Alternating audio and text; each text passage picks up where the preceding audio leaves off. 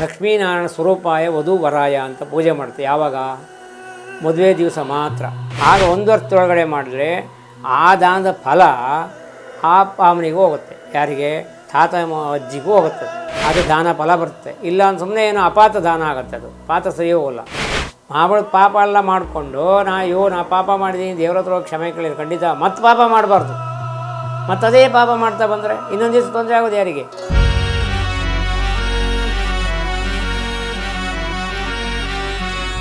ನಮಸ್ಕಾರ, ನಾನು ನಿಮ್ಮ ಸುಬ್ರಹ್ಮಣ್ಯ. ನಾವು ಪ್ರತಿಯೊಂದು ವಿಷಯದಲ್ಲೂ ಪ್ರತಿಯೊಂದು ಸಮಯದಲ್ಲೂ ಏನಾದರೂ ಒಂದು ಪ್ರಶ್ನೆಗೆ ಉತ್ತರ ಹುಡುಕ್ತಾ ಇರ್ತೀವಿ. ಅಂದರೆ ಸನಾತನ ಧರ್ಮದ ಬಗ್ಗೆ ಆಗಲಿ, ವೇದಗಳ ಬಗ್ಗೆ ಆಗಲಿ, ಅದು ಪೂಜೆ ಬಗ್ಗೆ ಆಗಲಿ, ಸಣ್ಣ ಸಣ್ಣ ಅನುಮಾನಗಳು, ಆ ವಿಷಯವನ್ನು ತಿಳ್ಕೊಳ್ಳೋಕ್ಕೋಸ್ಕರವಾಗಿ ನಮ್ಮ ಗುರುಗಳು ನಮ್ಮ ಜೊತೆ ಇದ್ದಾರೆ. ದಿನನಿತ್ಯ ಬರುವಂಥ ಒಂದೊಂದು ಪ್ರಶ್ನೆಗಳೇನಿದೆ ಆ ಪ್ರಶ್ನೆಗಳಿಗೆ ಉತ್ತರ ನೀಡುವಂಥ ಕೆಲಸ ಅವರು ಮಾಡ್ತಿದ್ದಾರೆ. ನಮ್ಮ ಗುರುಗಳಾದ ಸಿದ್ಧಪುರುಷ ಸದ್ಗುರು ರಾಮಾನಂದ ಗುರುಜಿಯವರು ನಾಗ ಉಪಾಸಕರು, ಗಾಯತ್ರಿ ಉಪಾಸಕರು, ಶ್ರೀವಿದ್ಯಾ ಉಪಾಸಕರು ಆಗಿರುತ್ತಾರೆ. ಜ್ಯೋತಿಷ್ಯ ಶಾಸ್ತ್ರದಲ್ಲಿ ವಿಶೇಷ ಪರಿಣಿತಿಯನ್ನು ಹೊಂದಿರುತ್ತಾರೆ. ಹಾಗೂ ಇಲ್ಲಿ ಪ್ರಶ್ನೆ ತಗೊಂಡು ಬಂದಂಥವರ ಪ್ರತಿಯೊಬ್ಬರಲ್ಲೂ ಸಮಸ್ಯೆಯನ್ನು ವಿಮರ್ಶೆ ಮಾಡಿ ಅದಕ್ಕೆ ತಕ್ಕ ಪರಿಹಾರವನ್ನು, ಸೂಕ್ತ ಪರಿಹಾರವನ್ನು, ಅವರಿಗೆ ತಿಳಿಯುವಂಥ ಉತ್ತರಗಳನ್ನ ನಾನು ನಿಮಗೆ ತಿಳಿಸುವಂಥ ಪ್ರಯತ್ನ ನಾವು ಮಾಡ್ತೀವಿ. ಓಂ ಅಜ್ಞಾನಾಂ ಜಾಹ್ನವಿ ತೀರ್ಥಂ ವಿದ್ಯಾತೀರ್ಥಂ ವಿವೇಕಿನಾಂ ಸರ್ವೇಷಾಂ ಸಕಲಂ ತೀರ್ಥಂ ವಿದ್ಯಾತೀರ್ಥ ಗುರುಂ ಭಜೆ. ಸಮಸ್ತ ಭಕ್ತರಲ್ಲಿ ವಿಜ್ಞಾಪನೆಗಳು. ಎಲ್ಲದಕ್ಕೂ ಆಂಜನೇಯನು ಕಾರಣ ಆಗ್ತಾನೆ. ಎಲ್ಲದಕ್ಕೂ ಅವನೇ ಅತ್ಯಂತ ಸುಂದರವಾದವನು ಅವನೇ ಅಂತೆ. ಆಯಿತಾ? ಹುಟ್ಟಿದಾಗಲೇ ಅವನಿಗೆ ಅಲ್ಲಿ ಎದುರುಗಡೆ ಸೂರ್ಯ ಹುಡ್ತಾ ಇರ್ತಾನೆ. ಅದು ಅಮ್ಮ ಇಲ್ಲ ಅಲ್ಲಿ. ಅವನೇನು ಮಾಡ್ತಾನೆ ಅಂದರೆ ಜಂಪ್ ಮಾಡಿಬಿಟ್ಟು ಹೋಗಿ ಸೂರ್ಯನ ನುಂಗ್ತಿಂತ ಹೋಗ್ತಾನೆ. ಆಗ ಈ ದೇವತೆಗಳೆಲ್ಲ ಸೇರಿ ಅವನಿಗೆ ಬ್ರಹ್ಮಾಸ್ತ್ರದಿಂದ ಅವನಿಗೆ ಮುಖಕ್ಕೆ ಹೊಳೆಯುತ್ತೆ ಇಲ್ಲಿಗೆ. ಆಗ ಅವನ ಮುಖ ಊದ್ಕೊಳ್ಳುತ್ತೆ. ಅವನು ಸಾಯಿಸೋಕ್ಕಾಗೋಲ್ಲ, ಯಾಕೆಂದರೆ ಅವನಿಗೆ ಚಿರಂಜೀವಿ. ಹಾಗಿರುವಾಗ ಅವನು ಸಾಯಿಸೋಕ್ಕಾಗಲ್ಲ. ಅವನು ಕೆಳಗಡೆ ಬರ್ತಾನೆ. ಆಮೇಲೆ ಏನು ಮಾಡ್ತಾರೆ, ಸಮುದ್ರ ಉಲ್ಲಂಘನ ಅಂತ ಸಮುದ್ರವನ್ನು ದಾಟಬೇಕಾದಂಥ ಪರಿಸ್ಥಿತಿ ಬಂದಾಗ ಅವನಿಗೇನಾಗುತ್ತೆ, ಅಲ್ಲಿ ಬ್ರಹ್ಮಾಸ್ತ್ರ ಸೂರ್ಯನ ನುಗ್ಗಕ್ಕೆ ಹೋಗ್ತಾನಲ್ಲ, ದೇವತೆಗಳೇನು ಮಾಡ್ತಾರೆ, ನಿನ್ನಲ್ಲಿರುವಂಥ ಶಕ್ತಿ ನಿನಗೆ ಗೊತ್ತಾಗದೆ ಹೋಗಲಿ ಅಂತ ಶಾಪ ಆಗ್ತಾರೆ. ಆಗ ಏನು ಮಾಡ್ತಾನೆ ಅವನು ಅಂತೇಳಿ, ಅವನು ಏನು ಗೊತ್ತಿರಲ್ಲ ಅವನಿಗೆ. ಎಲ್ಲ ಬೆಳೀತಾ ಇರ್ತಾನೆ. ಬೆಳೆದು ರಾಮ ಸಿಗ್ತಾನೆ, ಎಲ್ಲ ಆಗುತ್ತೆ. ಆಮೇಲೆ ಸೀತೆ ಅಪಹರಣ ಆಗುತ್ತೆ. ಸೀತೆ ಅಪಹರಣ ಆದಾಗ ಅವನೇನು ಮಾಡ್ತಾನೆ ಅಂದರೆ, ಅಲ್ಲಿ ಜಾಂಬವಂತ ಅಂತ ಒಬ್ಬ ಇರ್ತಾನೆ. ಅವನು ತ್ರಿಕಾಲದ 3 ಜನ್ಮದಲ್ಲೂ ಅವನು ಇರ್ತಾನೆ. 3 ಜನ್ಮ ಅಂತೇಳಿದರೆ ಮಹಾಭಾರತವರೆಗೂ ಬರ್ತಾನೆ ಅವನು. ಅಂದರೆ 3 ಯುಗ, 3 ಯುಗದಲ್ಲಿ ಅವನು ಜಾಂಬವಂತನಾಗಿರ್ತಾನೆ. ಒಂದು ಹಾರ್ಟಿಗೆ ಆಯಿತಾ 400 ವರ್ಷ ಆಯಸ್ಸು, ಅಲ್ಲ ಒಂದು ಕಿಡ್ನಿಗೆ 400 ವಯಸ್ಸು ಆಯಸ್ಸಿದೆ. ಆ ಕಿಡ್ನಿ ಹಾಳು ಮಾಡ್ಕೊಳ್ಳೋದು ಯಾರು? ನಾವೇ. ಗೊತ್ತಾಯ್ತಾ? ಇವಾಗ ಈ ಯಾರು ಇವಾಗ ಮಹಾಭಾರತದಲ್ಲಿ ಭೀಷ್ಮರು ಅಂತ, ಭೀಷ್ಮರಿಗೆ ಅವರು 600 ವರ್ಷ ಬದುಕಿದ್ರು. ಯಾಕೆ ಅಂದರೆ ಅವರು ಪ್ರಾಣಾಯಾಮ ಮಾಡ್ತಾಯಿದ್ರು. ಪ್ರಾಣಾಯಾಮ ಅಂತೇಳಿದರೆ ಒಂದು ಉಸಿರು ತಗೊಂಡು ಇನ್ನೊಂದು ಉಸಿರು ಬಿಡಬೇಕಾದ್ರೆ ಗ್ಯಾಪ್ ಇರುತ್ತೆ. ಅರ್ಥ ಆಯ್ತಾ? ಇವಾಗ ಆ ಗ್ಯಾಪ್ ತೊಗೊಂಡು ನಾವು ಮಾಡ್ತಾ ಹೋದಾಗ ಅದಕ್ಕೆ ಪ್ರಾಣಾಯಾಮ ಅಂತ ಹೆಸರು. ಆ ಪ್ರಾಣಾಯಾಮ ಮಾಡ್ತಾ ಹೋದಾಗ ಅವ್ರು ಯಾಕೆ ಆಯಸ್ಸು ಜಾಸ್ತಿ ಆಗೋಲ್ಲ? ಆಯಸ್ಸು ಜಾಸ್ತಿ ಆಗುತ್ತೆ. ಇನ್ನು ದಾನ ವಿಚಾರ ತಗೊಂಡಾಗ ಯಾರಿಗಾರ ದಾನ ಮಾಡಬೇಕಿದೆ, ಅಪಾತ್ರರಿಗೆ ದಾನ ಮಾಡಬಾರ್ದು ಅಂತ. ಅಪಾತ್ರರು ಅಂತೇಳಿದರೆ ಯಾರು ಅನುಷ್ಠಾನ ಇಟ್ಕೊಂಡಿರ್ತಾರೆ, ದೇವಸ್ಥಾನದಲ್ಲಿ ಪೂಜೆ ಮಾಡ್ತಾ ಇರ್ತಾರೆ, ಅಂಥವರಿಗೆ ದಾನ ಮಾಡು ಅಂತ ಹೇಳುತ್ತೆ. ಈ ಅನ್ನದಾನ ಮಾಡೋದು ಅಂದರೆ ಯಾರಿಗೆ ಬೇಕಾದ್ರೂ ಅನ್ನದಾನ ಮಾಡೋದು. ಯಾಕೆ? ಪರಮಾತ್ಮ ಎಲ್ಲ ಶರೀರದಲ್ಲಿದ್ದಾನೆ, ಅವನಿಗೊಂದು ಊಟ ಕೊಡೋದು. ಅನ್ನದಾನ ವಿಶೇಷ.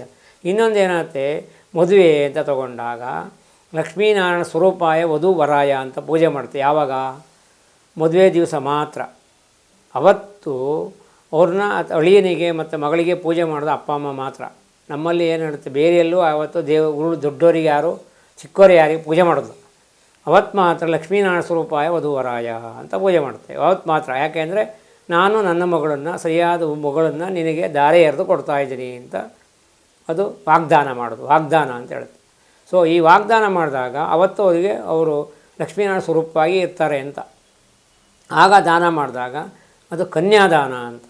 ಕನ್ಯಾದಾನ ಮಾಡಿದ ಫಲ ಅಂತೇಳಿದರೆ 7 ಜನ್ಮದಲ್ಲಿ ಪಾಪಗಳು. ಇವಾಗ ಯಾರೊಬ್ಬರು ತೀರೋಗ್ತಾರೆ ಮನೇಲಿ ಅಂತೇಳಿ, ದೊಡ್ಡವ್ರು ಯಾರೋ ತೀರೋದ್ರೆ ಆ ವರ್ಷದಲ್ಲಿ ತಂದೆ ತೀರೋದ್ರು ಅಂತ ಇಟ್ಕೊಳ್ಳಿ, ಮಗಳಿಗೆ ದಾರೆ ಎರೀತಾರೆ. ದಾರೆ ಎರೆದು ಮದುವೆ ಮಾಡ್ತಾರೆ. ಆಗ 1 ವರ್ಷದೊಳಗಡೆ ಮಾಡಿದ್ರೆ ಆ ದಾನದ ಫಲ ಆ ಪಾವನಿಗೂ ಹೋಗುತ್ತೆ. ಯಾರಿಗೆ? ತಾತ ಅಜ್ಜಿಗೂ ಹೋಗುತ್ತೆ. ಅದು ಹಿರಿಯರಿಗೆಲ್ಲ ಅದು ಹೋಗುತ್ತೆ ಅಂತ. ದಾನ ಏನು ಮಾಡ್ತೀವೋ ಅದ್ರ ಫಲ ನಮಗೂ ಬರುತ್ತೆ, ನಮ್ಮ ಮಕ್ಕಳಿಗೂ ಬರುತ್ತೆ, ನಮ್ಮ ತಾತ ಮುತ್ತಾತವರಿಗೂ ಅದು ದಾನದ ಫಲ ಬರುತ್ತೆ ಅಂತ ಹೇಳಿದರೆ, ಒಂದು ಕುಂಬಳಕಾಯಿ ತೊಗೊಂಡ್ರೆ ಒಂದು ಕುಂಬಳಕಾಯಿಗೆ ಎಷ್ಟು ಬೆಲೆ ಬಾಳುತ್ತೋ ಅಷ್ಟು ದುಡ್ಡಿಟ್ಟು ದಾನ ಮಾಡಬೇಕು ಹೇಳುತ್ತೆ. ಒಂದು ಎಳ್ಳು ತೊಗೊಂಡಾಗ ಒಂದು 50 ಗ್ರಾಮ್ ತೊಗೊಳ್ಳಿ, 50 ಗ್ರಾಮ್ ತೊಗೊಂಡು ಒಂದು 100 ರೂಪಾಯಿ ದಕ್ಷಿಣ ಇಡಿ, ಅದು ದಾನ ಫಲ ಬರುತ್ತೆ. ಇಲ್ಲ ಅಂತ ಸುಮ್ಮನೆ ಏನೋ ಅಪಾತ ದಾನ ಆಗುತ್ತೆ, ಅದು ಪಾತ ಸರಿ ಹೋಗಲ್ಲ. ಅದಕ್ಕೆ ಹೇಳೋದು ದಶದಾನಗಳಿದೆ, ಬೇಕಾದಷ್ಟು ದಾನಗಳಿದೆ, ಎಲ್ಲ ದಾನವನ್ನು ಮಾಡ್ಬೋದು.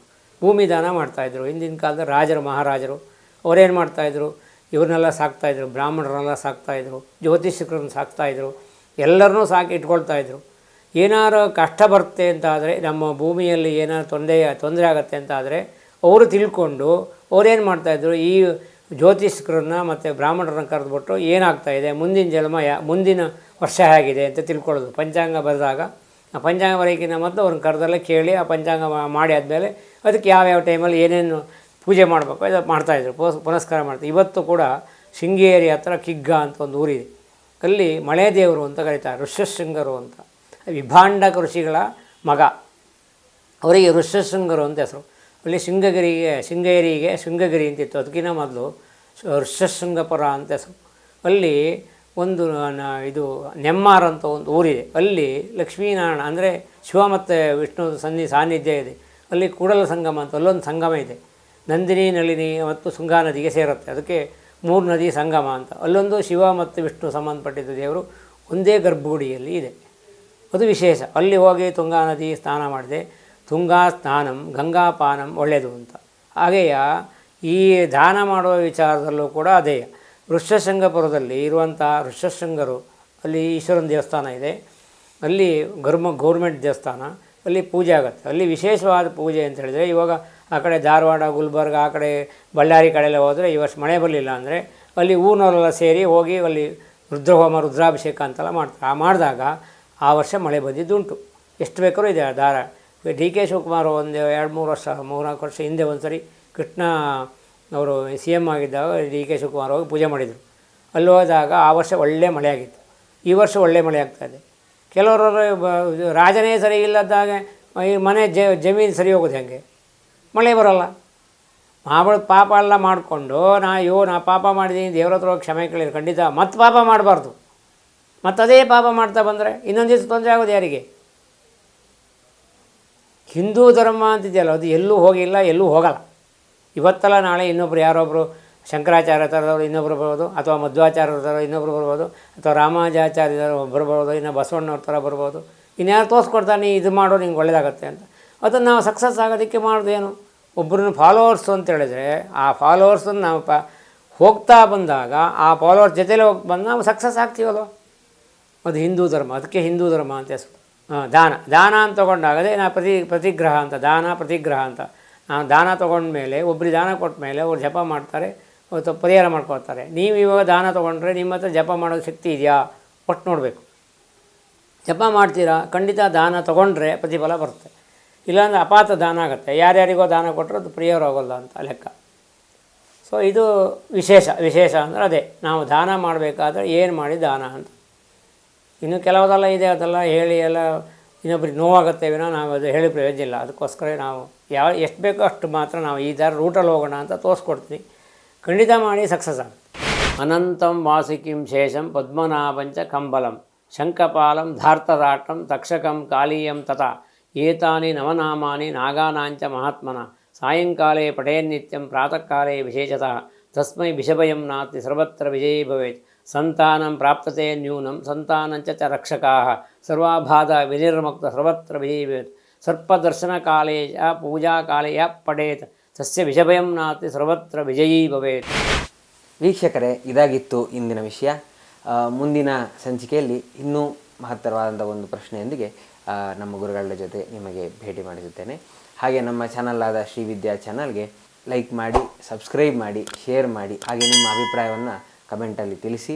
ಹಾಗೆ ನೀವು ನಮ್ಮ ಗುರುಗಳನ್ನ ಭೇಟಿ ಮಾಡಬೇಕಾದಲ್ಲಿ ಈ ಕೆಳಗಡೆ ಸ್ಕ್ರೋಲಿಂಗ್ ಆಗ್ತಿರುವಂಥ ನಂಬರ್ಗೆ ಕಾಂಟ್ಯಾಕ್ಟ್ ಮಾಡ್ಬೋದು. ಹಾಗೆ ಅಲ್ಲೂ ಅಡ್ರೆಸ್ ಕೂಡ ಕೊಟ್ಟಿರ್ತೇವೆ, ಡೈರೆಕ್ಟಾಗಿ ಬಂದು ಭೇಟಿ ಆಗ್ಬೋದು. ಆ ನಂಬರ್ಗೆ ಕಾಂಟ್ಯಾಕ್ಟ್ ಮಾಡಿದರೆ ನಿಮಗೆ ಯಾವಾಗ ಬರ್ಬೋದು ಅಂತಲೂ ಸಮಯವನ್ನು ಕೂಡ ತಿಳಿಸ್ತಾರೆ. ಹಾಗೆ ನಮ್ಮ ಗುರುಗಳಾದ ಸಿದ್ಧಪುರುಷ ಸದ್ಗುರು ಶ್ರೀ ರಾಮಾನಂದ ಶಾಸ್ತ್ರಿ ಗುರೂಜಿಯವರು ಶ್ರೀ ವಿದ್ಯಾ ಉಪಾಸಕರು, ನಾಗ ಉಪಾಸಕರು, ಹಾಗೆ ಗಾಯತ್ರಿ ಉಪಾಸಕರು ಆಗಿರುತ್ತಾರೆ. ಜ್ಯೋತಿಷ್ಯ ಶಾಸ್ತ್ರದಲ್ಲಿ ಪರಿಣತಿ ಹೊಂದು ಬಂದವರೆಲ್ಲರೂ ವಿಶೇಷವಾದಂಥ ವಿಮರ್ಶೆಯನ್ನು ಮಾಡಿ ಅವರ ಜಾತಕ ವಿಮರ್ಶೆ ಹಾಗೂ ಅವರ ಏನು ಸಮಸ್ಯೆ ಇದೆ ಎಲ್ಲ ಬಗ್ಗೆಯನ್ನು ವಿಮರ್ಶೆ ಮಾಡಿ ಪರಿಹಾರಾರ್ಥವಾಗಿ ಏನೇನು ಬೇಕೋ ಎಲ್ಲವನ್ನೂ ಅವರು ತಿಳಿಸಿಕೊಟ್ಟು ಮುಂದೆ ನಿಮ್ಮ ದಾರಿಯನ್ನು ತೋರುತ್ತಿದ್ದಾರೆ. ಧನ್ಯವಾದ.